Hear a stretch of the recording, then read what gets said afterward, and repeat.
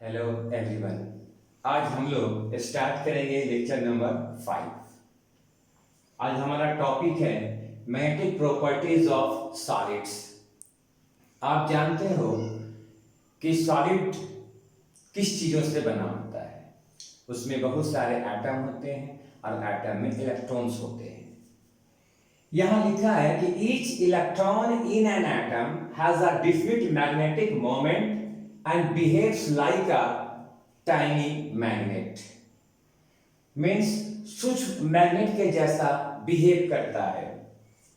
The magnetic moment of an electron originates from its two type of motion। दो तरह का motion होते हैं। क्या क्या होते हैं? एक मोशन का नाम है orbital motion around the nucleus. Nucleus के चारों इलेक्ट्रॉन्स रिवॉल्व करता है ऑर्बिट में। और दूसरा क्या होता है कि इलेक्ट्रॉन्स स्पिन करता है। आपने क्लास 11th में पढ़ा होगा कि इलेक्ट्रॉन्स का स्पिन दो तरह का होता है, क्लॉकवाइज और एंटी क्लॉकवाइज। तो मैंने यहां लिखा नाम ऑर्बिटल मैग्नेटिक मोमेंट, दूसरा है स्पिन मैग्नेटिक मोमेंट। स्टूडेंट्स, एक बात आपको याद रखनी है कि मोशन के कारण एक टाइनी मैग्नेट के जैसा बिहेव करता है। कौन? इलेक्ट्रॉन्स। लिखा मैंने, मोशन के कारण इलेक्ट्रॉन्स एक टाइनी मैग्नेट के जैसा बिहेव करता है। इलेक्ट्रॉन्स का जो बिहेवियर है वो मैग्नेट के जैसा होगा जब वो मोशन में रहेगा। समझने के लिए काम करते हैं, हमने एक न्यूक्लियस लिया है और ये ऑर्बिट है जहां पे इलेक्ट्रॉन्स रिवॉल्व कर रहा है। मैग्नेटिक मोमेंट इसका हो जाएगा अपवर्ड डायरेक्शन के तरफ में। डायरेक्शन ऑफ स्पिन इलेक्ट्रॉन्स का, ये स्पिनिंग इलेक्ट्रॉन्स है, इसका मैग्नेटिक मोमेंट ऊपर की तरफ। उठा क्वेश्चन यहां पे कि सर ये मैग्नेटिक मोमेंट ये अपवर्ड या डाउनवर्ड होगा, ये हम कैसे जानेंगे? इसके लिए हम एक फिगर बना के आपको समझाते हैं। हाँ, तो मैंने बताया आपको कि दो डायग्राम हमारे पास है और याद रखना इस बात को है कि जब इलेक्ट्रॉन्स का जब फ्लो हो रहा होता है तो हम लोग क्या करते हैं, स्मॉल लूप मान लेते हैं, स्मॉल करंट लूप मान लेते हैं। और इस बात को याद रखना है कि हम इसमें राइट हैंड रूल अप्लाई करेंगे। तो राइट हैंड रूल अप्लाई करेंगे तो हमने क्या पाया है कि मैग्नेटिक मोमेंट जो होता है वो लूप के परपेंडिकुलर होता है। परपेंडिकुलर जब होगा या तो ये अपवर्ड डायरेक्शन में होगा या तो ये डाउनवर्ड डायरेक्शन में होगा। फ्लेमिंग का राइट हैंड रूल हम अप्लाई करेंगे। कहता क्या है कि आपको याद होगा कि इलेक्ट्रॉन्स का जो फ्लो है अगर इस तरफ होगा तो उसके उल्टे साइड में क्या बहेंगे, करंट। करंट जैसे लूप हमने डिजाइन किया, इलेक्ट्रॉन्स का फ्लो इधर हो रहा है तो करंट इस दिशा में, इलेक्ट्रॉन्स इधर जा रहा है तो करंट इस दिशा में।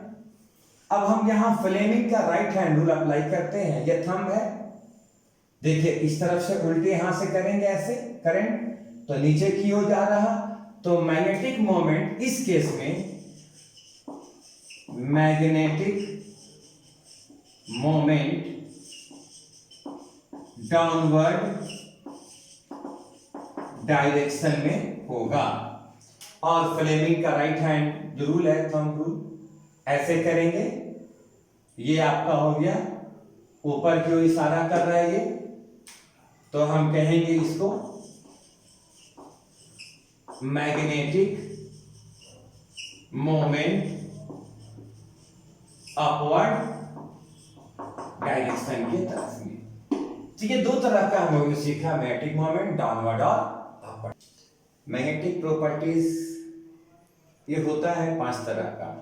जनरली हम लोग को पढ़ना है 2, डाया और पारा। लेकिन पारा का ही टाइप्स है फेरो, तो हम लोगों ने इसको 5 कैटेगरी में डिवाइड कर दिया है। फर्स्ट है paramagnetic, second diamagnetic, third ferromagnetic, fourth antiferromagnetic और फेरी मैग्नेटिक सब्सटेंस। क्या पारामैग्नेटिज्म क्या है? तो substances which are weakly attracted by the magnetic field. याद रखना कि मान लिया जाए कि ये हमारा मैग्नेटिक फील्ड है और ये किसी सब्सटेंस को अगर ये अट्रैक्ट करता है तो ये सब्सटेंस कहलाएगा पारामैग्नेटिक सब्सटेंस। और एक बात और याद रखना कि अगर ये फील्ड के कांटेक्ट में जैसे ये सब्सटेंस आता है तो इस फील्ड के चलते इस सब्सटेंस पर डेवलप हो जाता है मैग्नेट। जब तक इसके साथ में है तब तक इसके पास मैग्नेट है, और अगर ये फील्ड अगर ये हटा दिया जाए तो इस सब्सटेंस से मैग्नेटिज्म रिमूव हो जाता है, means it has temporary magnet.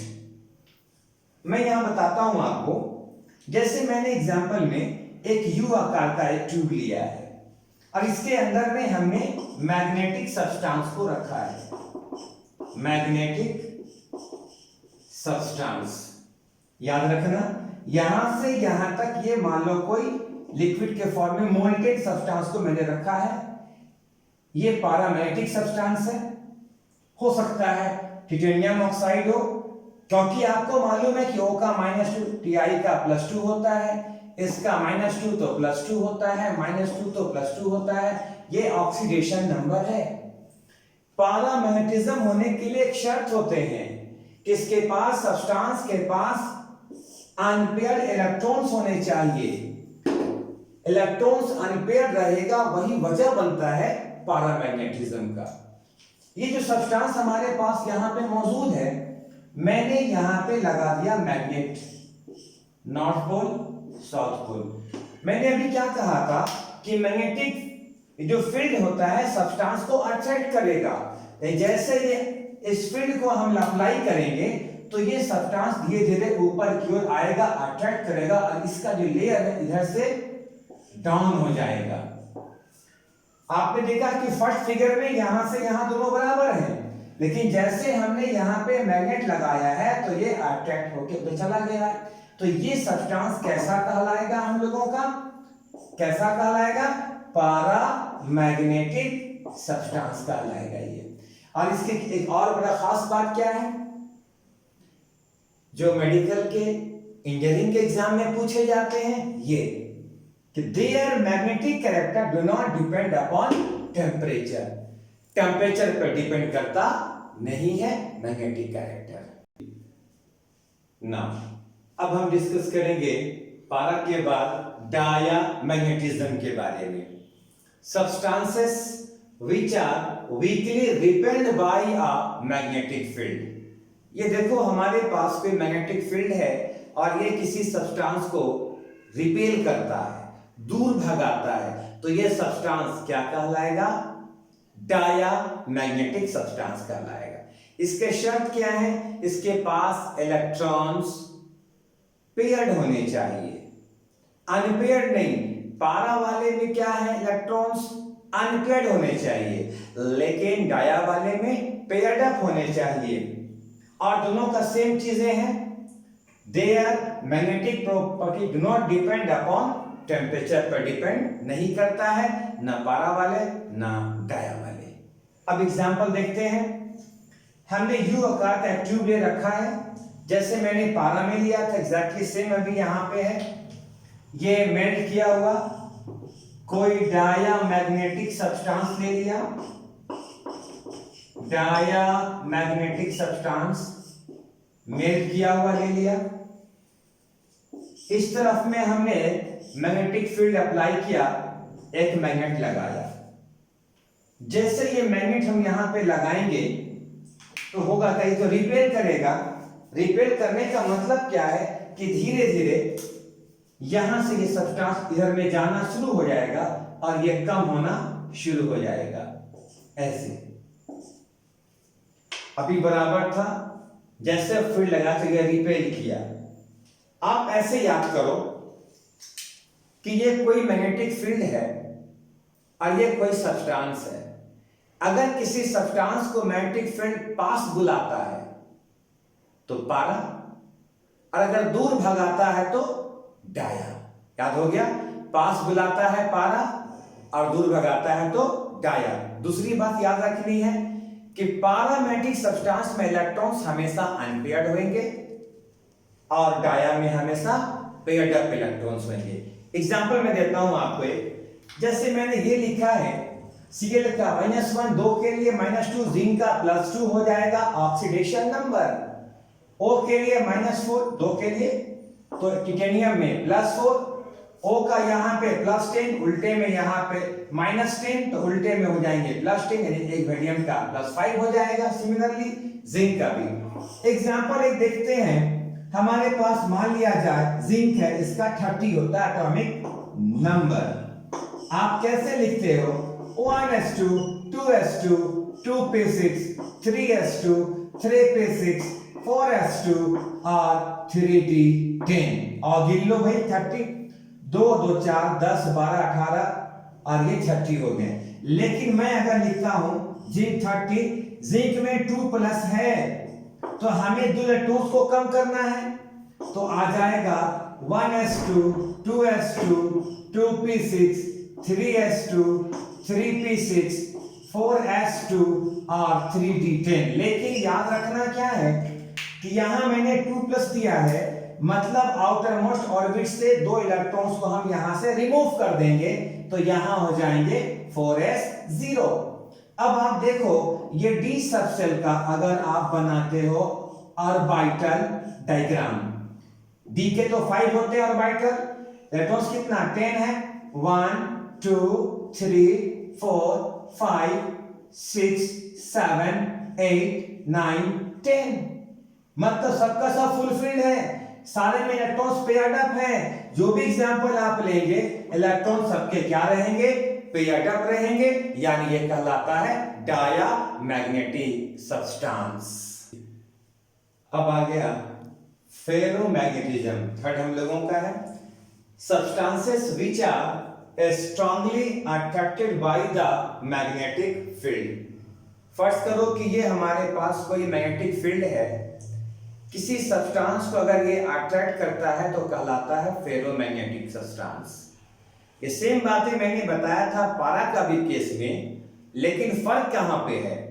ये अट्रैक्ट किया तो पारामैग्नेटिक भी कहलाएगा और फेरो भी कहलाएगा, लेकिन फर्क 2 जगह है कि जैसे इस फील्ड के चलते इस पे डेवलप हो जाता है मैग्नेट, तो ये भी तो पारा और फेरो दोनों का केस हो गया। लेकिन अगर हम फील्ड को हटा देंगे, मैग्नेटिज्म इस पर से खत्म हो जाएगा, तो कहलाएगा पारा। फील्ड को हटाने से, रिमूव करने से इस पर मैग्नेटिज्म मौजूद रहेगा, हटेगा नहीं, तो ये कहलाएगा फेरो। दोनों में केसेस क्या है? इलेक्ट्रॉन्स अनपेयर्ड रहेंगे। जैसे फेरो वाले में होता है आयरन कोबाल्ट निकेल, ग्रुप 8 का पूरा एलिमेंट, और CrO2 क्रोमियम ऑक्साइड। याद होगा क्रोमियम ऑक्साइड के बारे में आप लोगों को, आपने ATM कार्ड देखा है, उस पे एक मैग्नेटिक टेप होते हैं, उसमें भी क्रोमियम ऑक्साइड, या आपने देखा होगा कि क्रोमियम ऑक्साइड का इस्तेमाल होता है ऑडियो रिकॉर्डिंग के लिए, कैसेट्स। पहले लोग, अभी तो खैर ये बदल गया, अब तो पेन ड्राइव आ गए हैं, चिप आ गए हैं। इसके ठीक पहले अगर आप पता CD आया करते थे, उसके ठीक पहले कंप्यूटर में फ्लॉपी आया करते थे, उसके ठीक पहले टेप रिकॉर्डर वगैरह में ऑडियो कैसेट्स होते थे। तो ऑडियो कैसेट्स आप याद करो, इस तरह का ऑडियो कैसेट्स होते थे, फॉरवर्ड और बैकवर्ड ऐसे करके रिवाइंड करते थे हम लोग, गाना सुनते थे, साइड ए में 5 गाने, साइड बी में 5 गाने, पुराने फिल्मों के, अलग अलग फिल्मों में अभी भी मिलते हैं, बहुत कम जगहों में पाए जाते हैं। तो इसके जो रील होते हैं, जो ब्राउन कलर का होता है, उसमें भी क्या होते हैं? क्रोमियम ऑक्साइड का, जिसका काम है रिकॉर्ड करना, जो मैं बोलूंगा वो रिकॉर्ड कर लेगा। तो ये, और एक बात बड़े मजे की बात है कि फेरोमैग्नेटिक सब्सटेंस को अगर हम हीट करेंगे, एप्रोप्रिएट टेम्परेचर पे, तो वो कन्वर्ट हो जाएगा पैरामैग्नेटिक सब्सटेंस में। यानी फेरो वाला ये सब्सटेंस फेरोमैग्नेटिक है, मैं हीट करूंगा तो पारा में कन्वर्ट हो जाएगा। उस टेम्परेचर को बोलते हैं क्यूरी टेम्परेचर कहेंगे। अब यहां देखना इसमें क्या होता है कि ये हमारे पास कोई मैग्नेटिक फील्ड है, ये मैग्नेटिक फील्ड है और इलेक्ट्रॉन्स का जो डोमेन है इसका ओरिएंटेशन इस तरह का है। जैसे ये फील्ड में लाएंगे हम, जैसे इस फील्ड में रखेंगे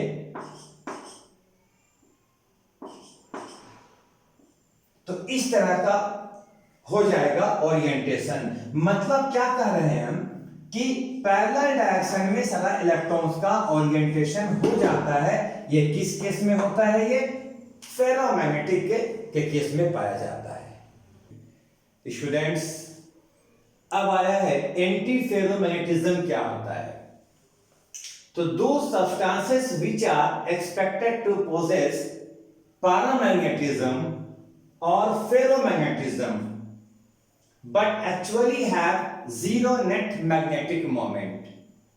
मतलब साफ कहता है कि इस तरह का सब्सटेंस में इलेक्ट्रॉन्स का जो अलाइनमेंट होगा पैरेलल और anti parallel means equal number of, जैसे एक आपका सीधा उल्टा है, सीधा उल्टा है, सीधा उल्टा है, ऐसा इलेक्ट्रॉन्स का डायरेक्शन होगा मोमेंट का।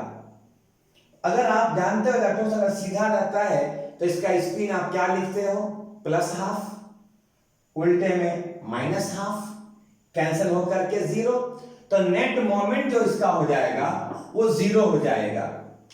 जैसे आपका MnO, MnO2 या Mn2O3 आप ये भी लिख सकते हो, Mn2O3, Cr2O3। इन सब सब्सटेंसों में पाया जाता है एंटी फेरोमैग्नेटिक नेचर। एक बड़े मजे की बात है कि ऑन हीटिंग जब हम गर्म करेंगे एंटी फेरोमैग्नेटिक सब्सटेंस को तो ये चेंज होकर के क्या बन जाएगा?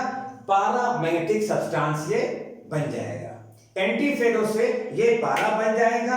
और याद रखना है कि एंटी फेरोमैग्नेटिक सब्सटेंस जो होता है ये, इसमें इलेक्ट्रॉन्स अनपेयर्ड होते हैं। इलेक्ट्रॉन्स जैसे मैंने बताया अनपेयर्ड होते हैं, पर ये बिहेव करते हैं डायामैग्नेटिक सब्सटेंस के जैसा। इलेक्ट्रॉन्स अनपेयर्ड रहेगा पर इसका बिहेवियर होता है थोड़ा डायामैग्नेटिक सब्सटेंस के तरह, इसका बिहेवियर होता है। अब लास्ट हम लोग का बचा है फेरी मैग्नेटिज्म में क्या होता है। तो मैंने लिखा है it is observed when the magnetic moments of the domains in the substance are aligned in parallel and anti-parallel direction in unequal numbers। unequal numbers का मतलब क्या है? इलेक्ट्रॉन्स का डायरेक्शन देखो दोनों बराबर है, एक सीधा एक उल्टा, ये इक्वल कहलाएंगे। अगर मैं यहां दो और एक उल्टा तो ये कैसा कहलाएगा? अनइक्वल। तो अनइक्वल अलाइनमेंट ऐसे है, इस तरह का सजावट रहेगा, इलेक्ट्रॉन्स का अलाइनमेंट ऐसा रहेगा, तो यह केस कहलाता है फेरी मैग्नेटिक सब्सटेंस का। और एक बड़े मजे की बात है कि मैंने यहां पे लिखा है कि they are weakly attracted by magnetic field as compare to ferromagnetic substance. Ferromagnetic substance के कंपेयर में ये वीकली अट्रैक्ट होगा। इस तरह का अलाइनमेंट, इस तरह का सजावट पाया जाता है फेराइट्स में। फेराइट्स का फार्मूला है Fe3O4 यानी MFe2O4। यहां जो मैंने M लिखा है, इस M का मतलब है डाइवैलेंट, डाइवैलेंट एलिमेंट। डाइवैलेंट का मतलब होता है कि वैसा एलिमेंट जिसकी वैलेंसी कितना होगा? 2। डाई का मतलब 2 होता है। आप इसके जगह में लिख सकते हो Zn Fe2O4 जिंक का 2 होंगे वैलेंसी। आप लिख सकते हो CaFe2O4, कैल्शियम भी ले सकते हो, मैग्नीशियम को ले सकते हो, MgFe2O4, और इसका अलाइनमेंट ऐसा हो जाएगा। तो स्टूडेंट्स, इस तरह से मैंने आपको डिस्कस किया है मैग्नेटिक प्रॉपर्टीज ऑफ सॉलिड्स। मैंने बता दिया 5 तरह के होते हैं। फर्स्ट में था पैरामैग्नेटिज्म, डायामैग्नेटिज्म, फेरो, एंटीफेरो और फेरी।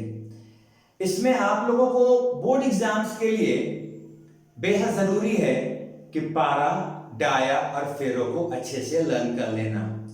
आप हमारा वीडियो को पॉज करके नोट्स को लिख भी सकते हैं। नोट्स मैंने दे भी दिया है बहुत सारे बच्चों को, नोट्स उसके पास अवेलेबल है, बुक में मौजूद है, वहां से भी आप देख सकते हैं। इसी तरीके से आप इस वीडियो को जब भी मुश्किल होगा आप पूछ सकते हैं। तो आप हमारा YouTube चैनल को सब्सक्राइब करते रहेंगे और देखते रहिए, ताकि मैं नया कोशिश करूंगा बना करके वीडियो को अपलोड करूं। Thanks for watching.